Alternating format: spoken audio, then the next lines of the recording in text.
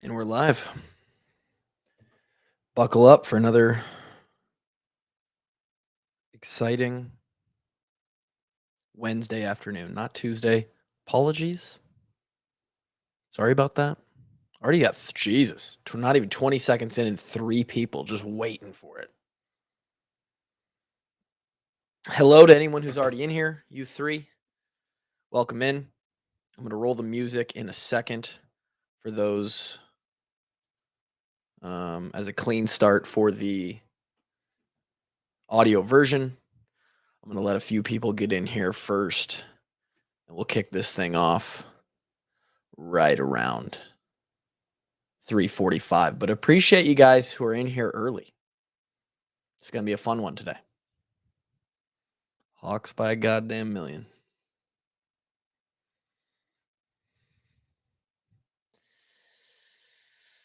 Allison in the chat. Allison, James, Trevor. Hello, everybody. I hope everybody's afternoon is going well. 3:44 in the Central Time Zone. Jose, what up, baby? I suppose we'll take the call down number off here for just a second, because we're going to start off with a little bit of monologue from yours truly. How we doing? Twitter, Facebook, YouTube, all 3 should be working. Let's see if oh yeah. Let's go.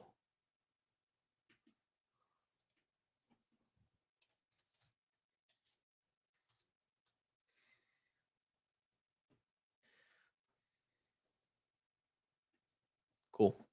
All right. Let's roll the music, huh? Let's fucking do it.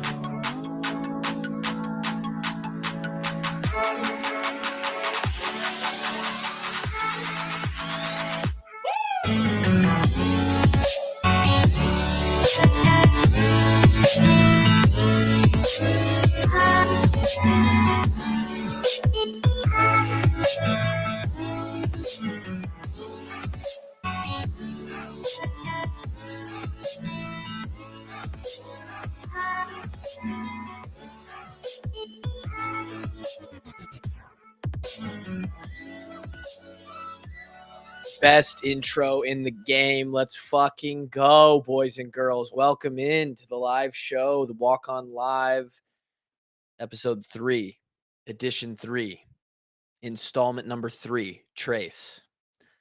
Let's have an afternoon, my friends. 33 of you already in here from Twitter, Facebook, and the YouTube. It's great to have you all in here. I really appreciate you guys joining me. We're going to talk about several things. That is the best intro in the game, by the way. John Burnett, we're glad to have you here. Finally made the call-in show. We're glad to have everybody here. It's an exciting time. I'm really excited and happy, and it's fun to add this element to the Walk-On's content offerings, right? We're going to have a little back and forth. This is run by you guys. And some are listening post-talk at home as a podcast version. You guys aren't able to participate. You're listening to me after the fact. But just know that this usually happens on Tuesdays, 4 p.m. or around there, 3:45.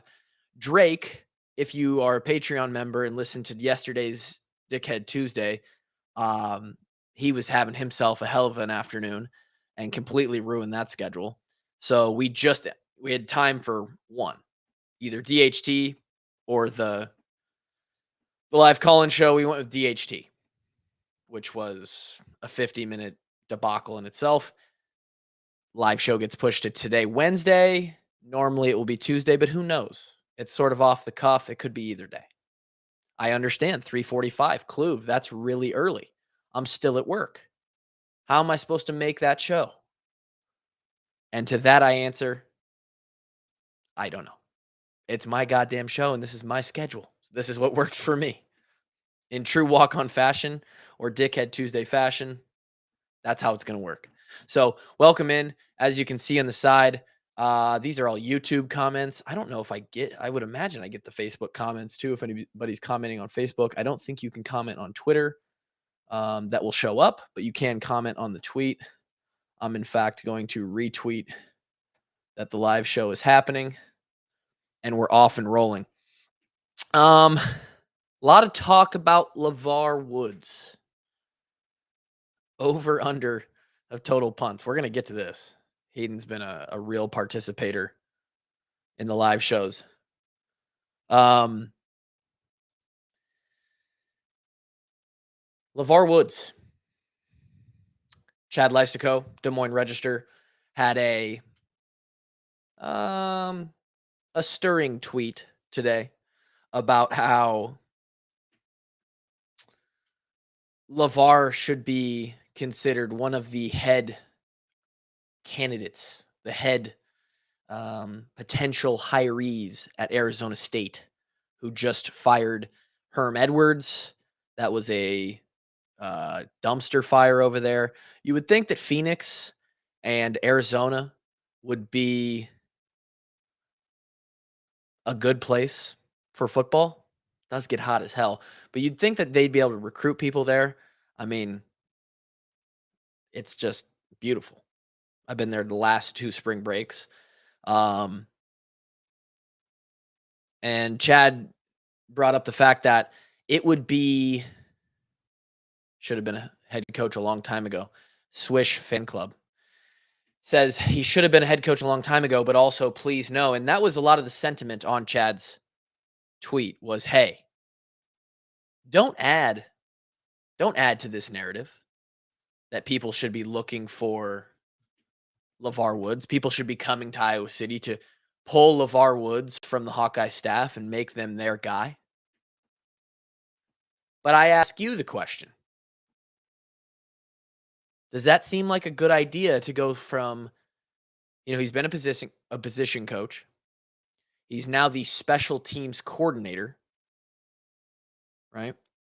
Which is essentially, it's a little bit, it's not OC or DC. I'll put it that way, right? He's got punt return, kick return. There is scheme to that. But in as far as a playbook goes or managing players, that's different than an offensive or defensive coordinator position. In the sense of preparing you for the next step up, right? And this is Tyler Kluver's thoughts. I'm just a fucking guy. I don't know anything. But in my opinion, he would need to, it would be really hard to make the jump from special teams coordinator straight to head coach, especially head coach of the Iowa Hawkeyes. When the Iowa job opens up, you tell me in the chat, let me know when the Iowa job opens up, how good of a job is that in the country right now? It'll be the best job opening when it's open, right?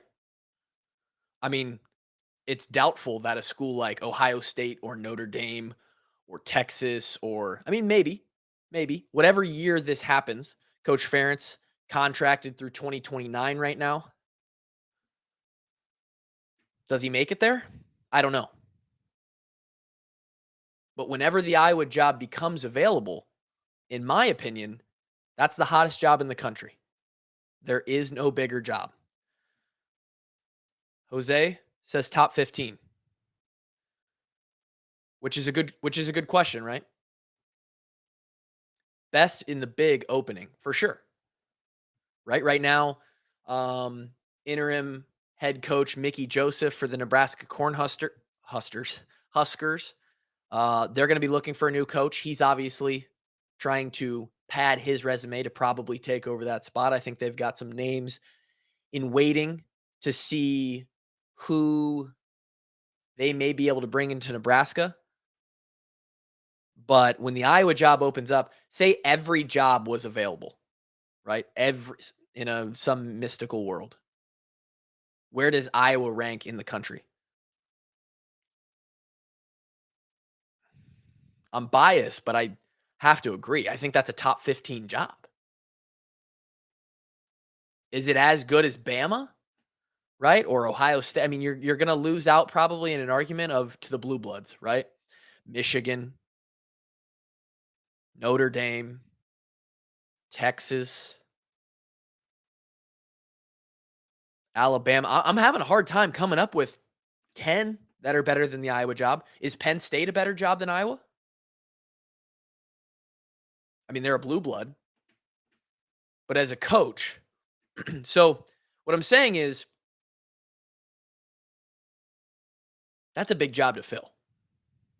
And to go from specialty now, obviously, there's a little bit of tug and pull there because if you're within the program already, you know how things are run. People are obviously comfortable with you. If you're in the conversation to take over, it means you're doing something right. So a little bit of that jump is buffered by his familiarity with the program, with the players that he would be taking over, with the staff that he would be taking over. There's so much that goes into a head coaching job. And in my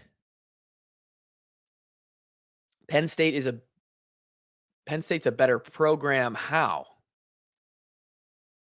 They might have more money, but how is Penn State a better program? I mean, that's subjective, right? Let's roll back up to here, though. Who said it? Someone said, Trevor, go to ASU, run a program, learn and grow, come back and take Iowa. It seems like that makes sense to me. Psychoanalyzing Coach Woods here, which isn't something that I think we should probably make a habit of. But in this instance, this is the kind of thing you have to do to try and get in the head of someone who's going to take a position, leave a city that he's been in for 10 plus years, a place where he played, right? There's a lot of things going on for Coach Woods to consider. He has a daughter that just started as a freshman at Texas, I believe. If I remember that right. I'm pretty sure I saw that. He has a son who is either a sophomore or a junior in high school. And then I think he has a third kid that's not in high school yet.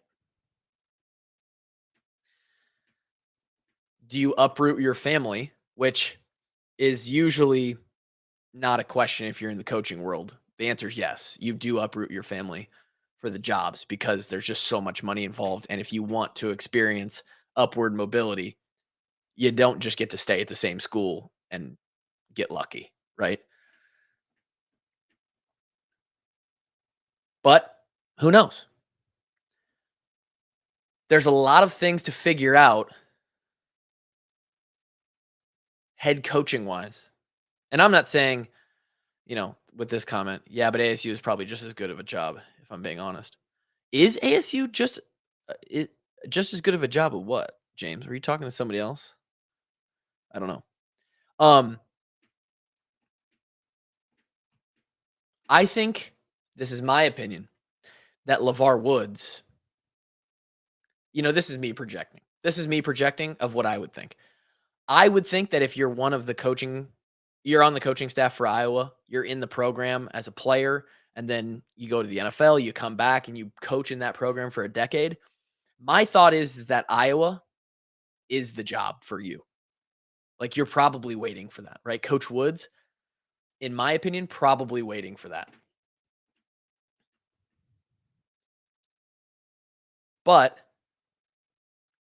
we've already talked about how he's been, I've alluded to the places that I know who have already come after him.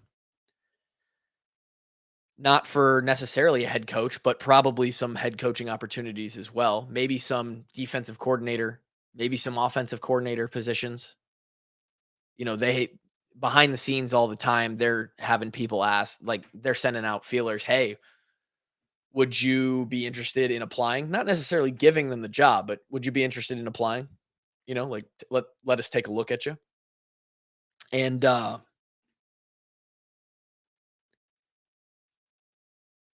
he is going to have to deal with turning down those jobs, as he already has started to, for 6 more years if he's gonna wait around in Iowa City, and then the conversation gets brought up, and I've seen this too many times, and I just don't think that many places would do this, especially this far out on a contract, because 1, it's just not how Iowa thinks. I think it's getting a little ahead of yourself. Is, well, is it possible that Iowa has told Coach Woods that it's his job whenever Coach Ferentz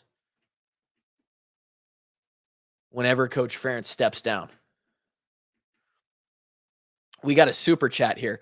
I don't know what a super chat. I know a super chat is money, and Mike Brown super chatted for $5.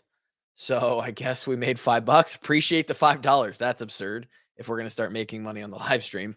But if you're gonna, your comment will go up if you're gonna donate money. So I'm betting you work shoulders and traps today. Keep on shrugging, brother. I'm blessed with the trap muscles. It's genetic. I don't do a lot of shrugs, but I appreciate it, Mike. I did just work out the afternoon training session um, about 2 hours ago. How much does Brian Ferentz, being seemingly the head coach in waiting? See, in my opinion, I don't think Brian is the head coach in waiting. I don't know if I have a good backup for that. But in my opinion, I I don't know why I think that, because at one point I did. And at one point I thought he was the logical next step, right? You hand it over, and I know people hate the nepotism thing, and the word nepotism has become like the buzzword around Iowa football because it's fun to throw it out there, right? When else do you get to say the word nepotism? And if you can use it in a diss against two high-ranking head football coaches in Division 1 on a social media platform where no one's gonna challenge you, then you sound like a god, right? Oh, yes, I'm so tired of the nepotism. It's unbelievable, the nepotism around Iowa football. Jesus Christ, give me a break. Um, in my opinion, I don't think Brian is that. Ask yourself this, because Brian, I guess you guys don't know Brian like I do, but I'm going to tell you right now, he's an amazing guy. He's an incredible human being, just like his dad. Kirk, amazing human. Brian, amazing human. Brian knows the amount of shit that he's got. And actually, before I say this, I think Brian would be a better head coach than he would be an offensive coordinator. He was a damn good offensive line coach. So it's not just like he's just a bad coach at everything he does, right? Clearly, offensive coordinator, maybe not his thing. O-line, he could coach the hell out of them. And I think, was he tight ends for a year or 2 years? I mean, he can coach the hell out of a position group, right? Is his offensive philosophy working well? Not the best. Is some of that head coach Kirk Ferentz's overarching philosophy that runs that a little bit? But I think Brian would be a hell of a head coach. And no one's going to be able to see that or want that at Iowa, unfortunately, because of what he's done at the offensive coordinator position and the nepotism problem in most people's eyes. But I think there's a chance that Brian Ferentz goes somewhere else, right? Maybe goes and gets a MAC job. A lot of people are saying that he goes to the NFL and gets an assistant coaching position there. Possible, right? He might be an NFL guy. I think there's a chance that he goes and takes over a program and makes them a damn good program as a head coach with somebody else running the offense and defense. And then, 15 years from now, we're going to be like, how'd we let Brian go? And everyone will be like, oh yeah, he was bad at offensive coordinator. So then we let that cloud our judgment as far as hiring him as the next head coach because we didn't want to fall victim to nepotism. And now he's, running the best MAC program in the country and they're winning the conference every year. There's a chance that happens. I don't know. It's a good question.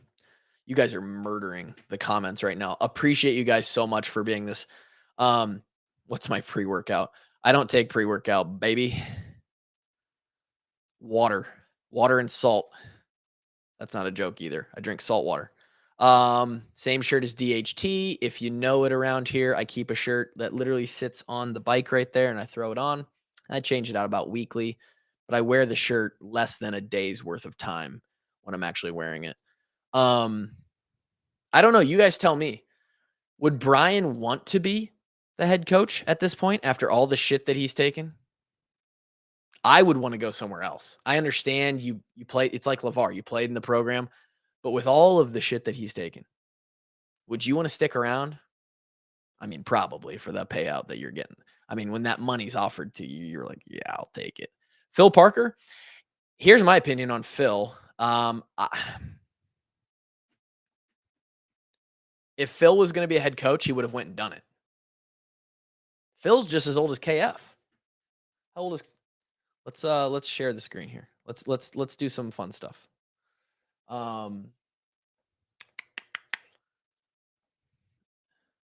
We do a little share screen.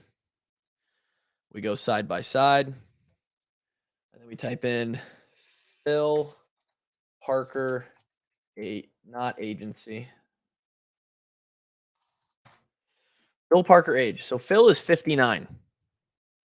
KF is like 65, 66 or something like that. He's only a few years back from KF. I could very well see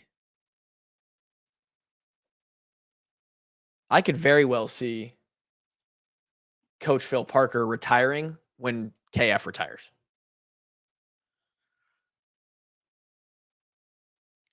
Phil, I'd be super curious to know how many opportunities or people have come to Phil Parker over the last 2 decades, and call it the last decade since he's taken over and had such success, and been like, "Hey, do you want to come run our program?"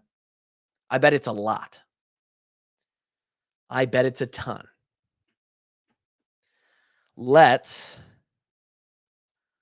Here's another question. Would there be a chance that Brian gets a head coaching job in the MAC and comes back after years? Yeah, there's definitely right. There's nobody capping his career path, right?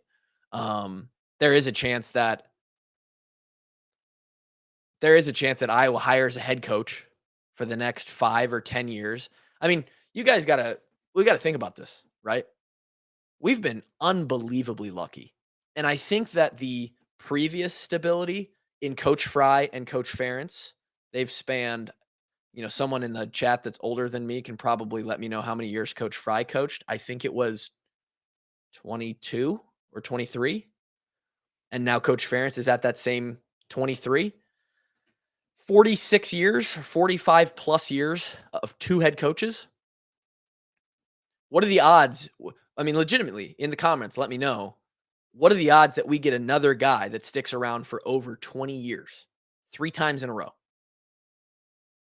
Even with the previous stability, in today's world, what are the actual odds that we find someone to stick around for 20 years? First of all, they have to be good. Like the trajectory and where they take the program, it has to be good enough, right? For people to want them to stick around. I mean, it's almost impossible to see that.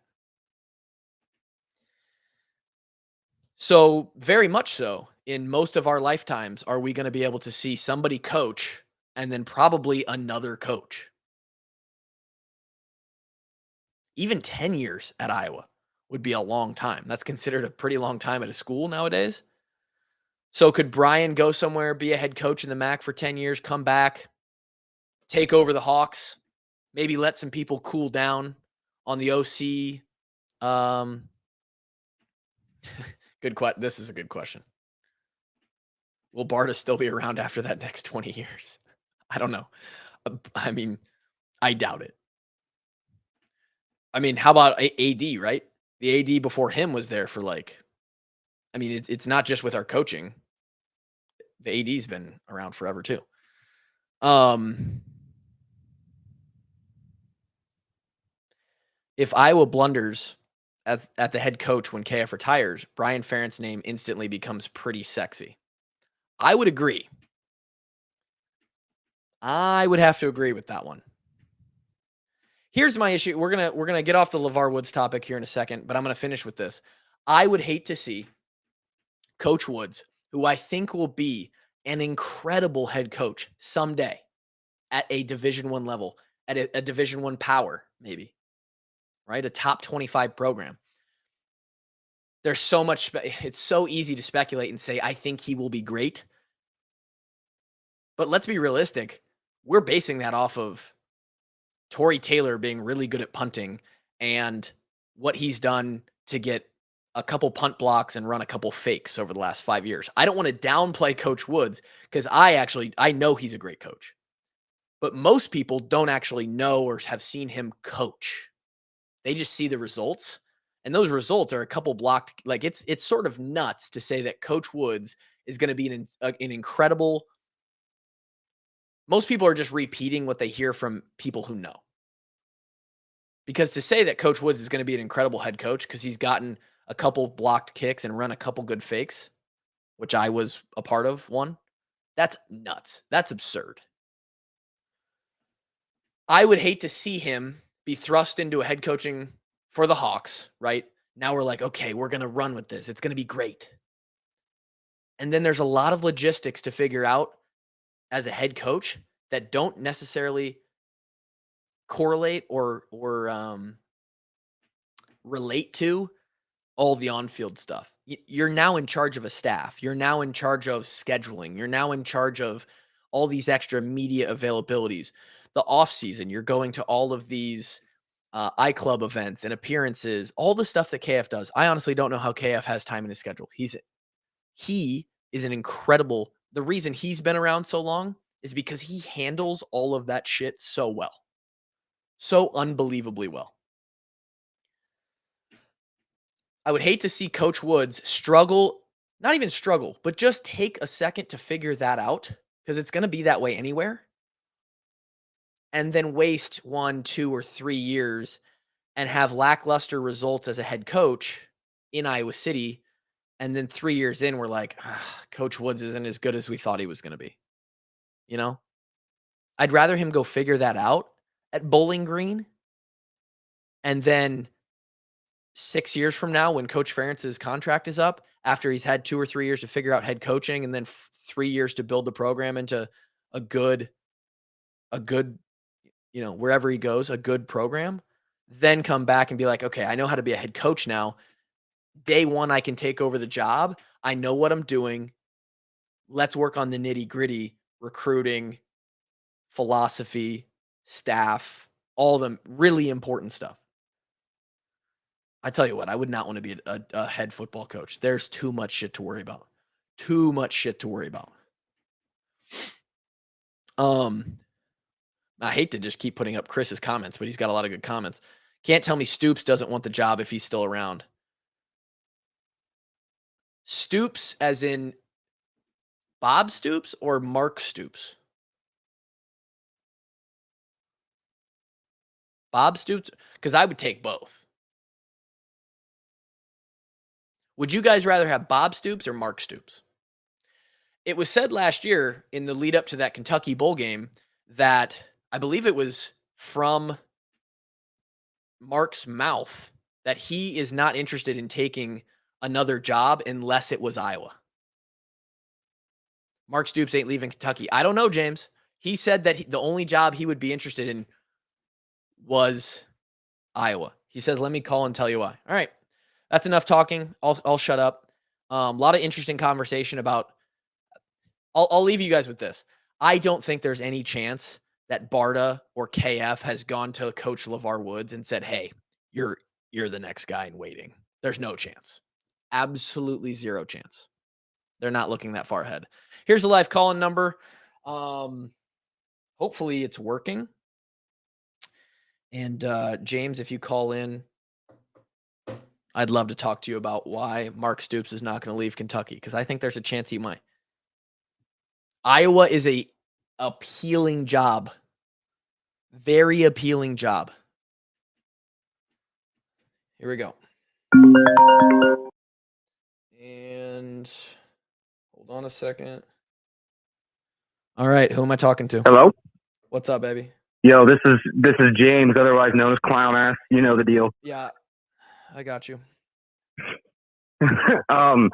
Well, okay, first of all, I didn't hear the whole he might leave Kentucky for Iowa thing, so I guess maybe I'm just an idiot. No, I mean, you're not an idiot. I mean, you kind of are sometimes in the Discord chat, but we love you all the same. Mark Stoops.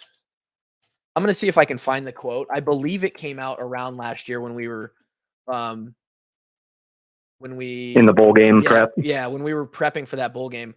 I saw something that said he would not be interested in any job. I think there was one other place.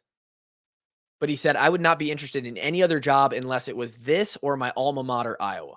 That's what he said. Oh, all right. So I have two thoughts. First on Mark Stoops. He's 55 as well. Yeah. And he has SEC money, SEC recruiting base, SEC everything. Yeah. At 55 years old, making a hell of a salary at a school that has moderate expectations to low expectations for football. True. And he has consistently been a top 25 team for, I don't know, the last 4 or 5 years maybe. Yep. And he's got a number 7, I think, ranked team right now. So I just think he would be kind of, I don't want to say dumb, but I don't see how that jump would make sense to have all of that going for him, in my opinion. I'll tell you why in a second. Is Kentucky really ranked 7th? Holy shit, they're 8th. They're 8th. Okay. Yeah, wow. They're top 10. And here's the thing about him, dude. I think he would be great at Iowa for multiple reasons. He's a freaking dog, man. He loves being that underdog mentality. He loves being in the SEC, being known as a football school or a basketball school. And yet, you know, who they beat last week? They just beat a really good SEC team last week, and everybody was, you know, super surprised about it. And it's like, nah, that's just kind of what Mark Stoops does, baby. Sure. You know what I mean? Yeah. He's just got like that dog mentality. Yeah, I think he fits right in. What I think though is, here's what I would expect. If it's not going to be an inside hire like Levar or BF, I think the mentality that would fit best at Iowa is not like a sexy name, like not like Luke Fickell or Aranda, or I'm trying to think of the other guys that could be potentially leaving their schools. I would think that would make most sense for Iowa is to find like a younger coach that has a shitload of potential. And I don't know who it is. I don't have any names, but like think of like a very good FCS head coach or a very good MAC coach or G5, kind of like what Iowa State did with Campbell, except for better. Yeah, I think that would be the best fit for Iowa if they were to go outside of the program, is to not look at all the sexy names and to narrow it down on a guy that has a younger guy that has a lot of potential with better resources and opportunities. Yeah, I don't disagree with you. I mean, you make really good points. I think that on paper, it doesn't make sense to come to Iowa, right? The SEC money. I think the expectations thing with Kentucky, yes, it's nice to not have expectations like Alabama to win a national championship every year, or Clemson or Ohio State. But I think you underestimate the amount of expectations that these guys want. Like, I think Mark Stoops is a guy who wants that. Like, those guys are up to the challenge. You understand like that's kind of, they're competitors, right? Like they want. And that's kind of what I'm saying with his dog mentality about is everybody looks at Kentucky as a shitty football team. And I think he loves I get what you're saying. I totally do. And that's not a thought that I haven't looked at that point of view. I think that I'm just saying that I think he would find himself trust me, if Mark Stoops, and that's what he runs on, and I love this comment by Hayden, he's got that dog in him. 100% dog in him. Right, that's what I'm trying to get He, at. I think that he would take that Iowa job, and I think he would have them feeling like because I've been in the room. Coach Ferentz found a way to make us feel like the dog in every game. That's Iowa. Sure. I think Iowa, although the expectation is there to win 8 games plus, in the last 5 years, 8 or 9 plus games a year. I think that I honestly think that a guy like Stoops or anybody with his background who is in that Iowa tree or has some connection really respects the Iowa position so much. I think Coach Ferentz has built that head coaching throne of the Iowa Hawkeyes to such a high degree that coaches respect it, even if they don't have the SEC money, even if they don't have the blue blood. I think it's, and that's we at the beginning of the show. That's why I said I think it's a top 15 job in the country. I really do. You're right though. There's a lot of things that can Yeah. keep him there. Yeah, I'll get off here real quick. I just want to say that I'm not saying Stoops would be a bad hire at all. Exact opposite. I think he would do incredible at Iowa. I'm just saying that he's 55, and with the position he's in, I just don't know if it makes the most sense for all parties involved. But Right. anyways, I'll get off here. That's all I wanted to say. Appreciate you, bruh. Later. All right. Great call. As always by James. We'll put this back up just in case anybody's interested. It's a good point. He makes a good point. I think that when that job becomes available, if I think Brian, it's tough to say, but in my mind, Brian will be a name that's in the pool. I don't know if he'll be high up on the list. I think Levar will be a name wherever he is that's in the pool. I'm not sure how high he'll be up there. And I think Mark Stoops. I'm not smart enough to know the other connections or who else would be available. I do think that getting a young, again, like James said, I don't know a name right now. They might not even be coaching yet, but somebody who's up and coming at a MAC school, at an FCS school, bring them in, young energy. The problem with that is Iowa, the tradition of Iowa football, the 2 decades of coaching for Coach Fry and Coach Ferentz, I think they want to hold on to some of that. And to do that, I think that they want someone who understands that and feels that connection, feels that tradition. And I think they're going to want to pull from somebody who's had a connection, was assistant coach at some point, maybe played there like Mark. They're going to want to pull somebody from that pool of people. I just don't know. I don't know. There's going to be plenty of names. My choice would be Levar. In my ideal world, my choice would be that Levar goes, but this is the issue, is he needs to leave now and go get a head coaching job so that he can build whatever program he's at up for 2 to 3 to 4 years and then come back when Coach Ferentz decides to hang it up. I don't know. You guys tell me in the comments. Do you guys think Coach Ferentz is going to make it to 2029? That's when his contract is through, right? That seems like a long time to me. Seems like a long time. Got a comment here from Dan. As much as I'd like to see some fresh faces in the Iowa program, the thought of ending up like Nebraska scares the shit out of me. Want to talk about nepotism? We want to throw that nepotism word around there. They hired the golden boy. And let's be honest, I don't think anybody saw that as a bad hire when it happened. It just didn't work out.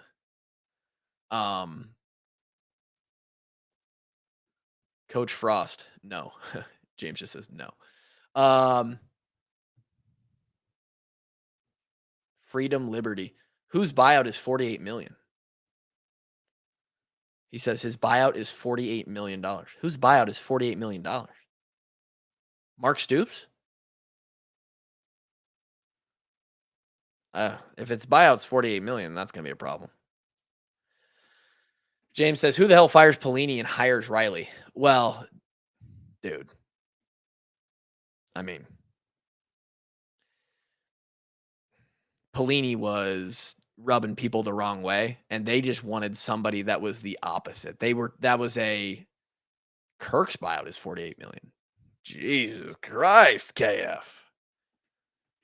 My guy Captain KF is really captain though. God, he's just rolling in cash. My goodness. You guys ever think about that money? That amount of money? How fucking stupid that much money is? I mean, I still like go out to eat, and if I spend like more than $20 on a meal, it's like, ooh, that hurts a little bit, you know? Oh, I still feel like I'm in college.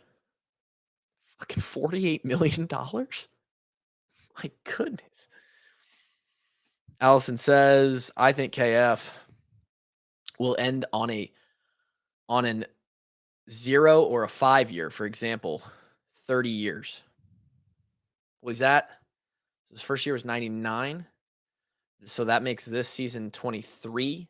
So he'd have to play out his whole contract here to end on 30, or in this case he would be done after the 2024 season. Maybe Allison, I don't know about that. So unless a bunch of fake Me Too stuff comes up against KF, why would he leave? Because it's a good question, and it's simply because of what I said earlier. Being a head coach at a Division I football program is hard. It's time consuming, and I know that KF has given his life to this, right? You know, God willing, KF has another 30 years on this earth, right? Maybe more. So he's still got life to live. At some point, you want to go live it. Now, it's hard for football guys like KF to walk away. But at some point, it's a lot. Waking up every day, having all of that to worry about and have under, it just is a lot. And I know it's a great prestigious spot to hold, but at some point you're just like, I'm ready. It's like anybody else with their jobs. They're like, I'm fucking ready to retire. This is just too much. You know? Chris says, with that money, Kevin could live in a summer home with AC. I wish he was here. We're about to record the tomorrow's episode, the preview. For anybody that doesn't get that joke, Kevin and I went a whole summer in Iowa City, a hot summer, 90s every day. It was the summer of 2015, and it was hot as hell, and we didn't have air conditioning in the house. It was bad. We were so stupid. Totally fine with him staying as long as he wants, but the offense must improve. And this is an interesting issue as well. And I don't, you guys might not feel the tug on your heart as much as this one does. I agree. The offense has to get better. You cannot just keep being an 80th best offense or worse. And that's our ceiling. That's as good as Brian has been. I think like 82nd is as good as he's been offensively. For 5 years in a row, we've been a bottom third offense in the country. If KF is going to be the coach till 2029, we can't fucking do that, boys and girls. There's no reason, and maybe there's no reason for us to have a top 30 offense either. But at this point, just give us like 68th. Put us right in the middle. Recruits are fine. Recruits, I think we've been doing well, both offensive and defensively. And we use them great defensively, but we don't offensively. We got to figure something out on the offensive side of the ball. Interesting comment here by John. Bielema is 52 and a candidate. I mean, he's got the Tiger Hawk on his calf. He's inked up with the black and gold. Would you guys, right now, if Bielema was one of the How would you guys feel? He's got Illinois looking okay. Maybe not. They might have gotten shellacked this past weekend. I mean, they looked okay in one or two of their games this season. No to Brett the Elephant Bielema. He does need to watch the diet a little bit. Guy needs to cut back on the carbs, but no to Bielema. Troy says, bring Frost in as OC. Can you fucking imagine? Can you imagine if this offseason we made the announcement that I don't know where this is no shot or like what I would want to happen to George Barnett, but imagine Barnett goes somewhere else and they send Brian back to offensive line and we brought in Scott Frost as offensive coordinator. What if we just started dominating? I don't think they'd want Scott Frost in that building. I don't think Scott Frost wants to be around football. I've been told by people close to Nebraska that he would like that his work ethic was not good over the past couple of years. He would like staff meetings and like conference meetings. He would show up late or not show up at all. Like if he could get his shit together as a person. We don't want Frost's comments in his post game press conferences are enough to let me know that he would not fit in with the Iowa way. Oh, Iowa way, I'm racist. Whoa, I'm racist. Iowa way. Do you think KF cares about the Hall of Fame and career? KF doesn't give a shit. KF is a Hall of Fame human being. They're going to put a statue of him right next to Nile, probably. 600 required to enter. You know, I know he's right there. He's like just beneath it right now or whatever. Maybe a little bit he does, but it's not something that runs his decision making. And if it was, he would be doing everything he could to win more games, right? So it's not like it would be a bad deal. Interesting take, Justin. You might not be wrong. I don't think you're completely right. Justin says George Barnett is the problem with the offense. I'll tell you this. Our offensive line, they ain't great. I haven't got a chance to watch all of the Big Ten teams, but I'd have to say that right now I'd be pretty confident in putting our offensive line definitely in the bottom half of the Big Ten, maybe in the bottom third. The bottom 5 teams of the 14. That's not good. We're supposed to be O-line U. Had all these guys come through, and we're bottom 5 in the Big Ten. I don't think Reese Morgan has anything to do with this. He was very heavily on the defensive line for the since I was in the program. He did have a lot to do with recruiting. So maybe, and Reese only left like 3 years ago. We've been declining for more than that. I think Doyle has a bigger effect. And people don't really get that, but they don't understand how much Doyle was involved with the offensive line on a day-to-day basis, just like in their life, building them as athletes, but also on the field at practice. That's who he would spend time with. What is this? If Bert was coach like Flex row the boat, it's hop on wife. I don't know what that means, Chris, but if that's I think there's some sexual innuendo going on there. Struggled to run the ball with Polasek as well. You're not wrong, Freedom. And with the recruiting and the offensive line, we've missed. Drake and I think we went over it last season, and maybe we need to do it again to kind of illustrate it. We missed on a lot of guys at the wrong time consecutively. We've had a lot of injuries. We've had like 2 injuries that have ended careers. We had a couple guys transfer. We had a couple guys retire. I fucking hate when people say retire and they're in college.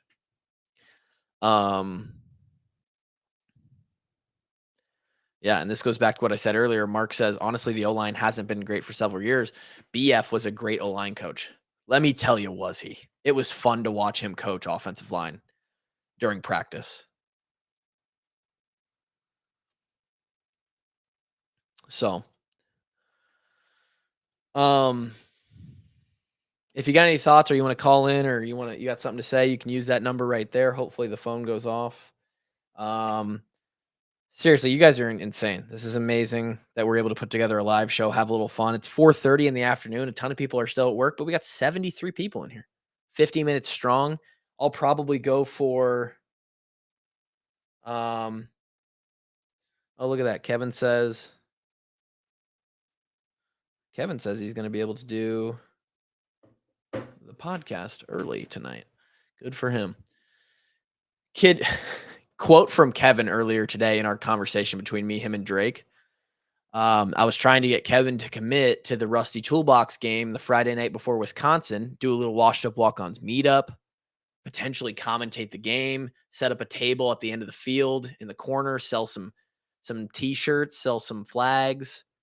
I got a box of car flags up sitting on my couch. Haven't even told anybody about them. Like you're driving down the highway and you've got your 2 car flags sitting there and they're flapping in the wind. I've got 100 of those sitting on my couch. Sell a few of those. And Kevin's like, sorry, I can't commit to that at this time. And Drake's like, Kevin, you're unbelievable how much you're committed to your work. You just love that bread, don't you? And Kevin's response, all he said was, fucking love bread. Unbelievable. Kid loves money. He's going to retire at like 38 with millions in the investment accounts. Jake says, this is what I meant by recruits. Need to hit on more of them. Okay. Yeah, that makes sense, Jake. We have it's hard because you look at those guys and they've got all the stars. They look good in high school, and then for some reason they just didn't hit. Right? Sometimes you get unlucky. And it's not all luck, but it's a coincidence that we've kind of come to this breaking point.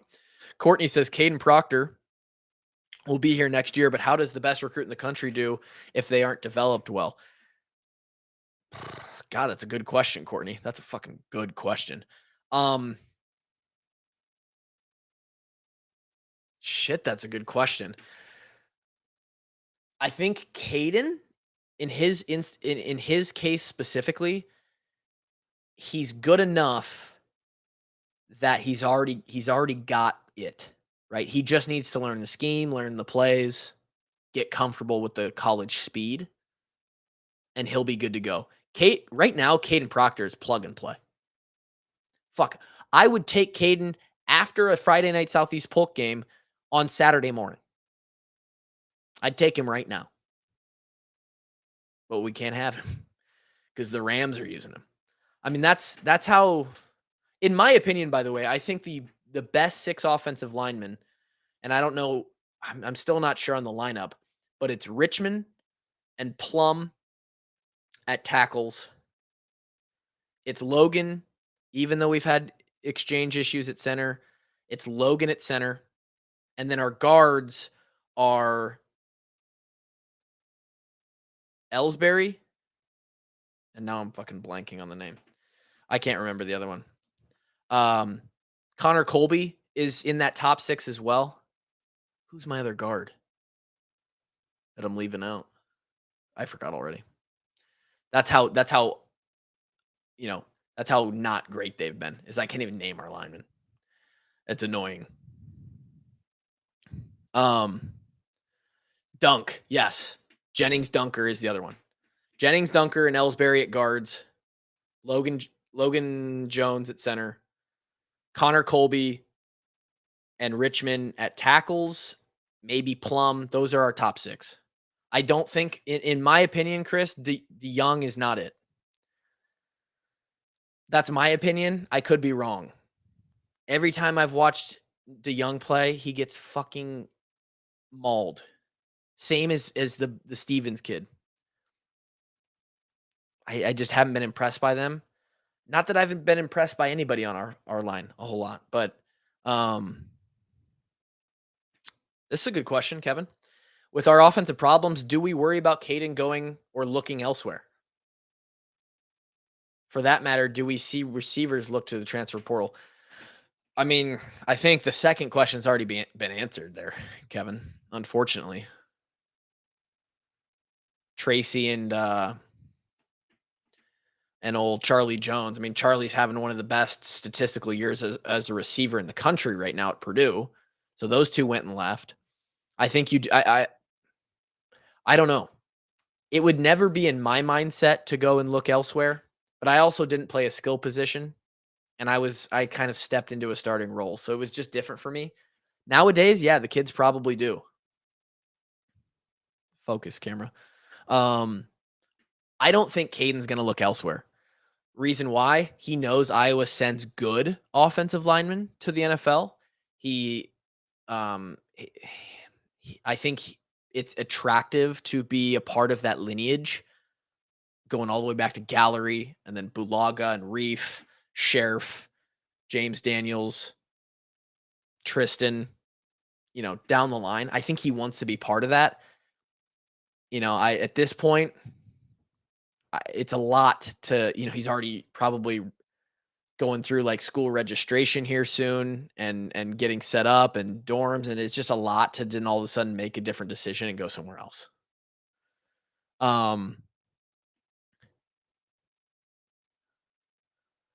Let's see here.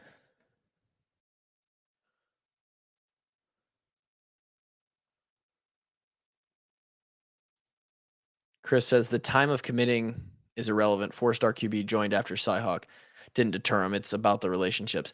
It is definitely about the relationships. These kids want to feel wanted and like they're going to be able to step in. And a little bit of the offense struggling so much is offensive recruits feel like, oh shit, I've really got a chance. Like nothing great is happening there right now. Why can't I go in and find playing time right away? So it even might be a catalyst to them making a decision. And that might have been with that Reesar kid, the 4-star QB from Florida. That might have been it. Put the call up here. It says live call and show, so I want to make sure to put this up here just in case somebody wants to do it. But I'll continue to read comments.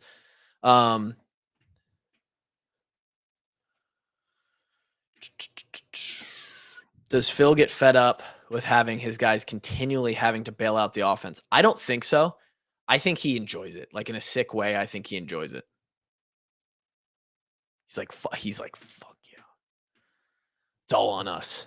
I think he likes obviously you'd love for your offense to make it easy on your defense. I don't think the defensive guys would turn that down, right? But I think there's like a, hey, it's on us kind of like warrior mentality with the defense. Spencer's a nice guy, but a terrible quarterback. Yeah, he's an incredible dude. It'd be hard to call him a terrible quarterback. I understand that's what a statement, right? Here we go. We got another call. And we are talking to who? Hey, this is Chris. What's up, Chris? How you doing? I'm excellent. How are you? I'm all right. It's been a good day here in Waukee. I can't complain. What do you got to talk about today? Beautiful. Well, I'm chilling in Bondurant, and a similar question to the last comment about the defense.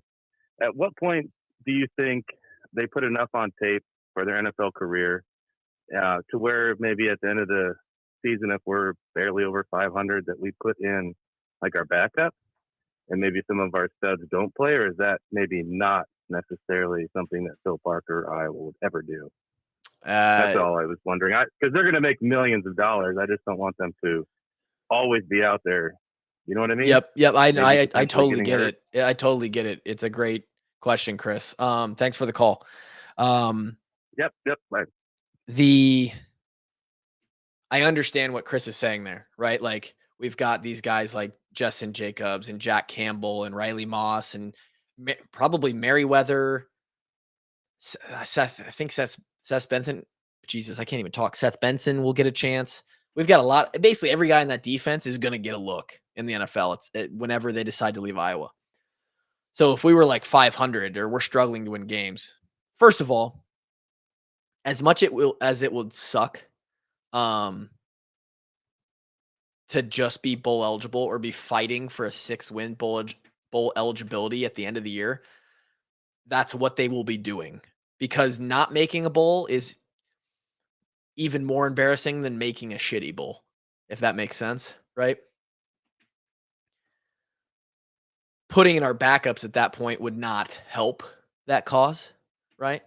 So there's going to be no scenario, especially if you know those, like you listen to Jack Campbell talk about being brothers and teammates and the love of the game, like no shot that he takes himself out of the game or that the coaches would ever take him out of the game to save his. It's a good question, right? Because you're like, well, maybe these, it's all about money nowadays. They're getting paid. People are leaving early. They're not playing in bowl games. It's not going to happen at Iowa, not on the Iowa defense. No chance. Not a chance. But I appreciate the call, Chris.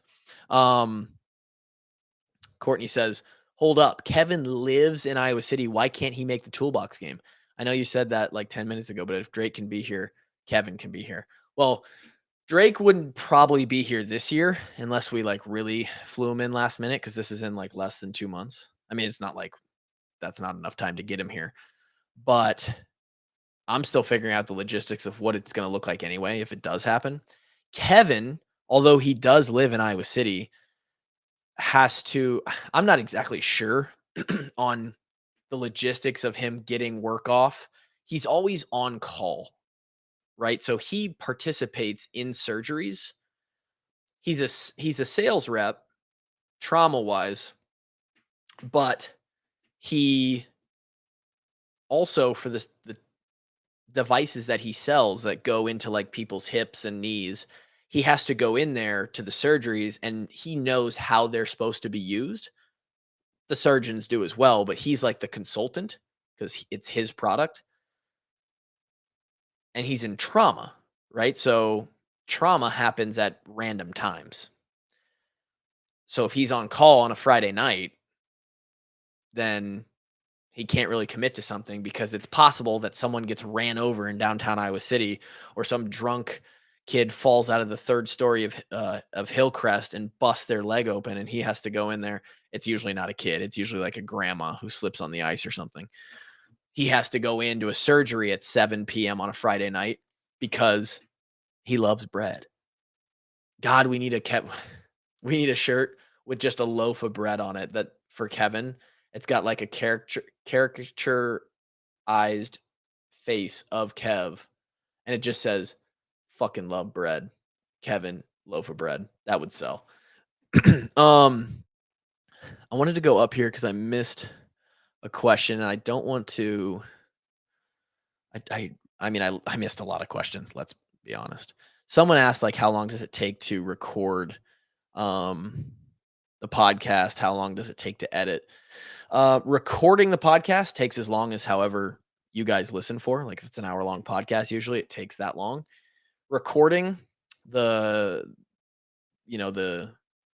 it spits out a file in like 5 or 10 minutes. And then after that, it takes me about 45 minutes to edit that file, put the music in, make sure that we've got the right placements, everything's lined up, load that into the system, load that into Patreon first without the advertisements. If you guys aren't subscribed to Patreon, you get ad-free listening on Patreon. That's one of the perks. So I load it in first without the ads. Then we put it onto the actual hosting platform, where then the ads I have to kind of mess around with. I don't have full control of them, but a little bit. Type up do the thumbnail on Canva. It's a process, and I do all that work, and it takes like 45 minutes. So front to back, 1 hour episode takes me about 2 hours.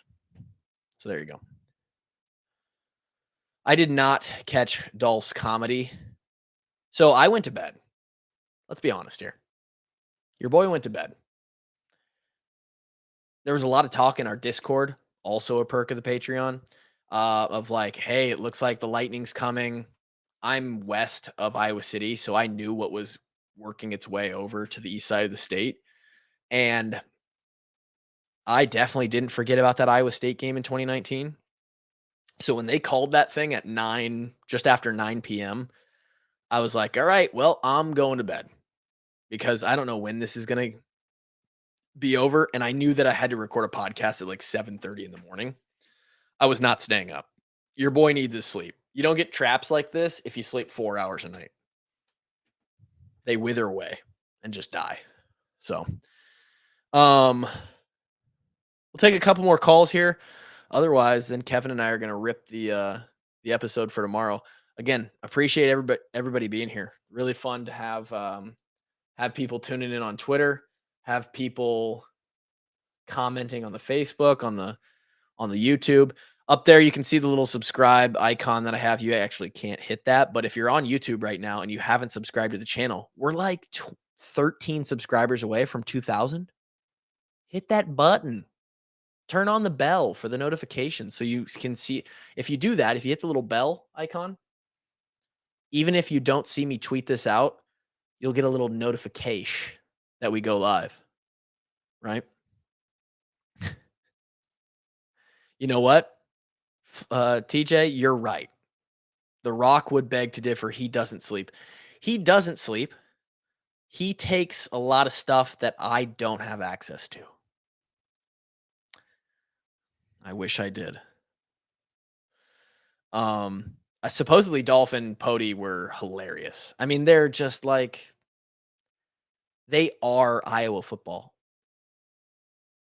It's going to suck when when they hang it up. Because they are you hear Dolph's voice. I know a lot of you listened to the Dolph episode that we did right before the season. And you hear it and you're like, oh, it's football season. The Rock's social media team doesn't sleep is more accurate. That's also true. KF was funny in the press conference today. Steve puts KF saying he hates 7-on-7 days. Says, I think he's meant to say 7-on-7 says a lot, to be honest. He doesn't like 7-on-7. I think it's not for the same reasons you're saying or alluding to. But man, you get him going on a cut block conversation. I think we could talk to KF, or somebody could talk to KF about cut blocks for an hour. They could do a whole podcast on cut blocks. It gets him going. He starts to smile. There's inflection in his voice. You can just see that his mind is turning. It's fucking amazing. Yeah, this was about the dumbest thing that's ever happened. The fact that Dolph got canceled for calling somebody like King Kong when it clearly, I mean, that's just the stupidest shit. Almost as stupid as people coming after Doyle. And the world's about to find out about that in a little bit. To drop a little teaser. I encourage you to go look at the summary judgment request on that, because a lot of people are going to learn a lot of things. All right. If you know what, 1:10, we'll do it there. I appreciate you guys so much. I've said that a couple times, but seriously, this is so fun to get on here and talk to you guys. We don't get to interact a lot with you guys, especially Drake and I, because we don't live in Iowa City. We're not able to make all the games, but things like the Discord in the Patreon, as part of the Patreon, things like, I try to answer every DM that I get. Anytime somebody tags me. We love just interacting with you guys and creating this ecosystem around Iowa football, Iowa sports, really. So, yeah, this is truth. Doyle was the man. And in fact, I just watched the video of him and Pat Anger walking Brett Greenwood out of the tunnel, and it fucking kills me that people came after him and he had to fall on the sword. What an incredible human. Yeah. The players in that lawsuit specifically are looking for a handout, but it's the deeper, you guys will hear about it. I'm probably going to be doing an entire podcast on what came out of that that whole thing. Doyle was an asshole, no doubt, right? And I'll tell you that again when I do the podcast. But my goodness, was he a good coach and equitable.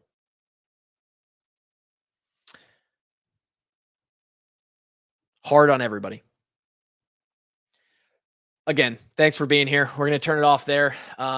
This will be uploaded to the podcast feed. So if you only caught half of it and didn't go back and watch, just wait for it to upload into the podcast feed. You can listen to the whole thing.